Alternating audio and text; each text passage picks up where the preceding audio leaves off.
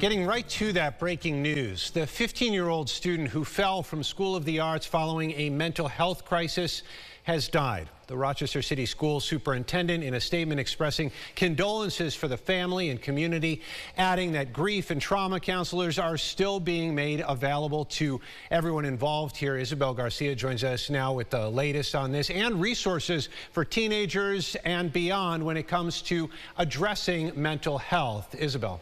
Yes, Adam, truly a tragedy here. The student was hospitalized yesterday following that mental health crisis, but according to the statement from the district, they died last night. Today, I spoke with leaders at the National Alliance on Mental Illness, better known as NAMI, about some of the greatest mental health challenges our children are facing in this day and age. At the end of the day, if it's impacting you, we need to be able to talk about it, and it's okay. Haley Amering is the Director of Youth and Community Engagement at the Rochester chapter of the National Alliance on Mental Illness. She's talking about the topic of suicide, which is still considered taboo and stigmatized, but the national rate of this happening, especially among teens and young adults, is growing. It seems like such an extreme that a lot of people feel the need to remove themselves, like, that could never be me. Yeah, mental illness and mental health, we can talk about that, but suicide, no, we don't need to talk about that. That's not happening that frequently. At the end of the day, it's not necessarily the quantity, because even just one person is too many to lose. According to the most recent Monroe County data available in a 2023-2024 Youth Risk Behavior Survey report, there has been a greater emphasis by school districts and the community at large to address mental health.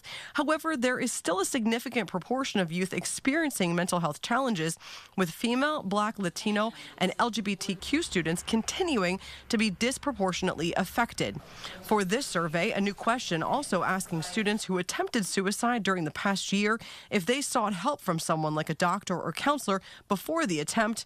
Only 38% said they did. You never know what someone is thinking. You don't know what's on their mind. They may look like the happiest person on the face of this earth, but when it comes down to it, you don't know. You don't know that they may be struggling internally. It might be a simple hello in the hallway. It might be checking in through text. Hey, how did that one test you were nervous about go? Hey, how did your track meet go? Because when we can see each other as people, it takes away the invisibility factor. And I think that's what we're seeing a lot and hearing a lot, is people feel alone. And the WROC NAMI chapter will also be starting a counseling group for teens and young adults. As a reminder, you are not alone. If you or someone you love or know is experiencing any kind of mental health need, the national hotline for confidential care is 988. Adam, back to you. A call that can absolutely save a life. Isabel, thank you for that report.